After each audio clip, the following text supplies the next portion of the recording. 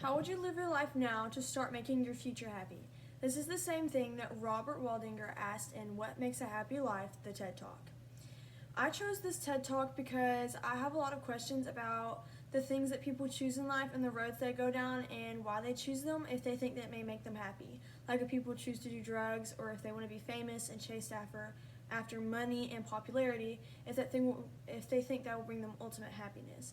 Because I personally feel like what he talked about in his speech, that whenever you build good relationships and you just live your life to make yourself happy and your family happy, then that is what makes you have a happy life.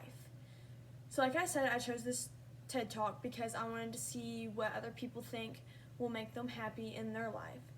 And the person who wrote this was, again, Robert Waldinger, and he's a psychiatrist, and he was a part of the Harvard case study, and basically he studied, I think it was 724 men, and he split them up into groups. He studied some sophomores at Harvard, and then he surveyed some of the most poorest boys in Boston who lived in the roughest areas at that time. Robert gave this speech in November of 2015.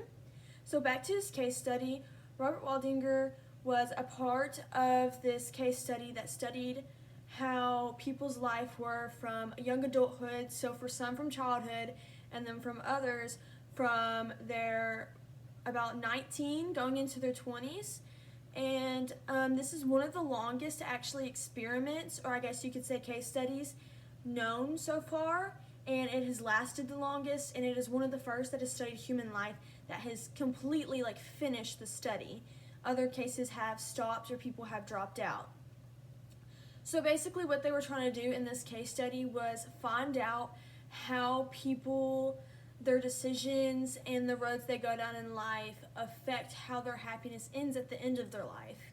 He found that some people who start at the complete bottom made their way up the social ladder, and the other way around. Some people who were at the top of the social ladder made it all the way down to the bottom from drugs and alcoholism. A bunch of these men who were at Harvard got their degree and went on to serve in the military, because at this time it was during World War II whenever they started making this case study. So he also found that some went on to be doctors and lawyers, work in factories, and many other jobs, and also with the boys from Boston. He also found that the people who were the happiest were the men who had good, healthy relationships and weren't just in a relationship just to have a partner. He found that whenever you have prioritized the quality of a relationship instead of the quantity, then you will have a longer, happy life. He also found, for an example of a longer, happy life, that whenever men have been in physical pain but they're in a healthy, happy relationship, then their mood doesn't change. But whenever these men are in unhappy relationships, their mood is taken over by the physical pain they are feeling. So there were many different things that he spoke about in this topic, and I think some stuff that I can take back from this is to focus on things that will truly make me happy in my life and won't just make me feel fulfilled in a worldly way through worldly values.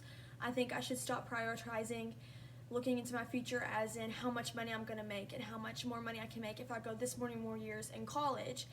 And I should more prioritize the people and the relationships that are going to be there for me through my next few my next few years, which are going to be a struggle because I will be going to college, and for also who's going to be there with me afterwards. And I need to stop prioritizing the money and think about who's going to be there for me and my ultimate happiness.